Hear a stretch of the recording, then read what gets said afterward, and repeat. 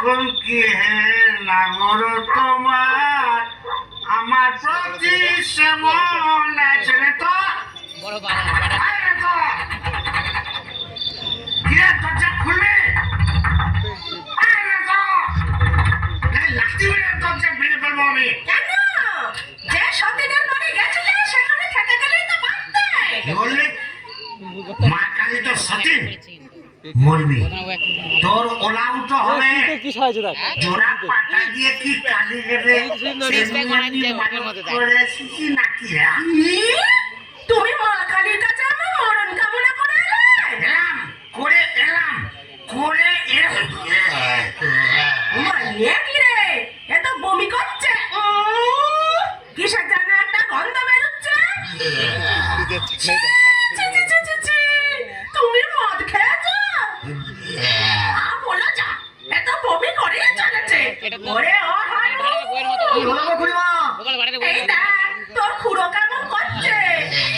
এ কি গো হে ভূমি করছে নাকি আহা গো পেট্রোগা মানুষ কলকাতায় গিয়ে লোক সামলাতে পারেনি সব কাটলে জিলিপি জিবে গজা সব খেয়েছে মানে দিশি বিলিতি সব শুনতে হবে বলিস কি রে? এ মরণ গেলা নিলে এলো নাকি?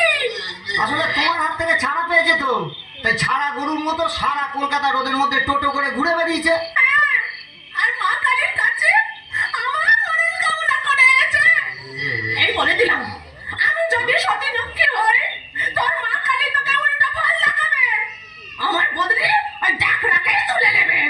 আহ খুড়ি কি যে বলো না তোমার মুখের কথা আবার বড্ড ফলে যায় যাই দেখি একবার অনন্ত পরিবেশকে খবর দিই এন্টারটেইনমেন্টের জন্য নাকি উড়ি বাবা দেখুন না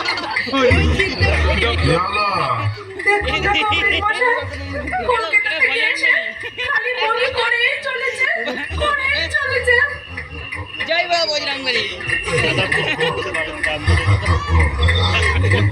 কেমন ঘুরছেন কবরের মশাই? ভালো না এ মনে হচ্ছে ভেদ বমি তার সময় প্রণাম নিব বজরংবলী কবরের মশাই, আশা কম এই শেষ দাওয়াই দিয়ে দেখি কি বল দেখ